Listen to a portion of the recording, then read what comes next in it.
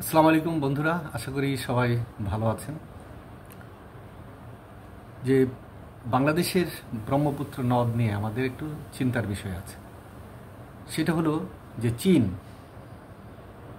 ব্রহ্মপুত্র নদের উপরের দিকে তারা তারা উজানে আছে, আমরা ভাটিতে আছি। সেই পানিটাই আস্তে আস্তে ভারত হয়ে বাংলাদেশে প্রবাহিত হয় এবং এই ব্রহ্মপুত্র নদ পরবর্তী মেঘনা হয়ে সেই আপনার বঙ্গোপসাগরে পতিত হয়। এখন চীন সেখানে বৃহৎ একটি বাঁধ দিচ্ছে এবং পরবর্তী পর্যায়ে আরও 5টি বাঁধ দিবে। সেখানে তারা বিদ্যুৎ উৎপাদন করবে এবং তাদের সেখানে যে পানি ব্যবস্থাপনা, কৃষি ব্যবস্থাপনা, সেটা উন্নয়নের জন্য এবং বন্যা নিয়ন্ত্রণ করার জন্য তারা ওই বাঁধটা দেবে।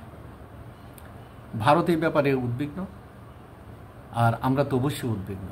ভারতে যদি পানি প্রবাহ কম হয় তাহলে বাংলাদেশে তো আরও পানি প্রবাহ কম হবে এবং আমাদের এই উত্তর পূর্ব অঞ্চলটা একটা ধূসর মরুভূমির মতো পরিণত হওয়ার সম্ভাবনা থাকে। তাই আমাদের একটু উদ্বিগ্ন হওয়ার এবং দুশ্চিন্তা করার একটি কারণ আছে। কোনো কোনো পানি বিশেষজ্ঞ বলছেন যে চীন যদি ওই বাঁধ দেয় তাহলে ভাটির দিকে যে দেশগুলো আছে, ভারত এবং বাংলাদেশ, খুবই ক্ষতিগ্রস্ত হবে। আবার কেউ বলছে যে না, যে ব্রহ্মপুত্রের নদের পানিটা যে আসে সেটা হিমালয়ের দক্ষিণ পাশে যে মৌসুমি বায়ু হয়, সেই বায়ুর প্রভাবে যে ব্যাপক বৃষ্টিপাত হয়, বৃষ্টিপাতের পানিটাই কিন্তু ভারত হয়ে বাংলাদেশে আসে। তাই খুব একটা ক্ষতি হওয়ার সম্ভাবনা নেই, একটা স্বস্তিকর একটা সংবাদ।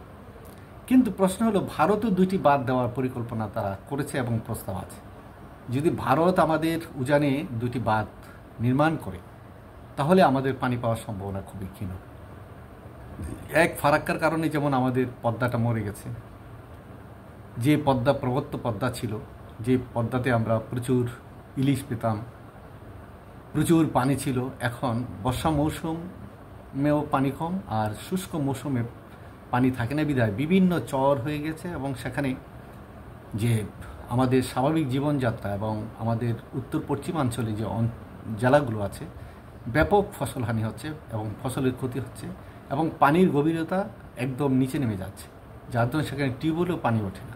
এরকম অবস্থায় যদি আমাদের উত্তর পূর্বাঞ্চলের দিকে হয় তাহলে আমাদের বিশাল ক্ষতি হয়ে যাবে। সেই জন্য সরকারকে আগেভাগেই তার কিন্তু ব্যবস্থা নিতে হবে। সেই সাথে সাথে বাংলাদেশের চারিদিকে, অর্থাৎ বাংলাদেশের ভিতরে যে সমস্ত নদ নদী আছে সেগুলোকে কিভাবে নাব্য রাখা যায়, কিভাবে নাব্যতা রক্ষা করা যায়, কিভাবে খনন কাজ করা যায়, নদীগুলো যে ভিতরে ছোট ছোট নদীগুলো মরে যাচ্ছে, ভরাট হয়ে যাচ্ছে, সেগুলো দিয়ে কিন্তু আমাদের নজর দিতে হবে। যদি না হয়, আজকে হয়তো এই প্রজন্ম আমরা বুঝতে পারছি না, কিন্তু আগামী প্রজন্ম কিন্তু কঠিন পানির সমস্যায় পড়ে যাবে। কারণ এখনই বাংলাদেশের বিভিন্ন জেলাতে আপনার পানির স্তর অনেক নিচে নেমে গেছে। শ্যালো টিউবওয়েল দিয়ে কিন্তু চাষ করা যাচ্ছে না এবং দেখা যায় যে দিনের বেলা বন্ধ থাকে, রাতে চালু থাকে শ্যালো টিউব। সরকার পানির ব্যবস্থাপনা নিয়ে অনেক চিন্তা করছে। যেমন ঢাকা শহর সহ বিভিন্ন জায়গায় আমরা দেখি পানির স্তর নিচে নেমে যাচ্ছে, যার ধরুন টিউবওয়েল বসাতে গেলে অনেক গভীরে যেতে হয়, খরচ বেশি পড়ে এবং সেগুলো যদি ক্রমান্বয়ে তুলতেই থাকি তাহলে একসময় দেখা যায় যে বাংলাদেশে পানির একটা বড় ক্রাইসিস দেখা দেবে।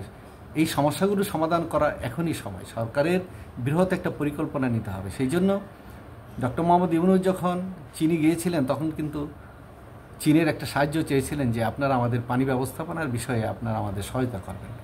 চীনের সাথে যদি একটি সহায়তা করে, কারিগরি সহায়তা করে, বাংলাদেশের যে সমস্ত নদ নদীগুলো আছে এবং পানির যে লেয়ারটা নিচে নেমে যাচ্ছে সেগুলো যদি উন্নয়ন করা যায় তাহলে সেটা কিন্তু আমাদের জাতির জন্য অনেক মঙ্গলজনক হবে, আমাদের কৃষির জন্য, আমাদের জনস্বাস্থ্যের জন্য, সব কিছুর জন্য ভালো হবে। নতুবা আমরা কিন্তু একসময় পুরো দেশ আপনার একটা মরুভূমির দেশে পরিণত হবে। আমাদের যে কৃষিপ্রধান দেশ হিসাবে কিন্তু সেই ঐতিহ্যটাকে বিলীন হয়ে যেতে পারে। তাই এই ব্যাপারে এখনই সাবধানতা অবলম্বন করা জরুরি এবং দীর্ঘমেয়াদী একটি পরিকল্পনা প্রণয়ন করা খুবই জরুরি। বন্ধুরা, ভালো থাকবেন।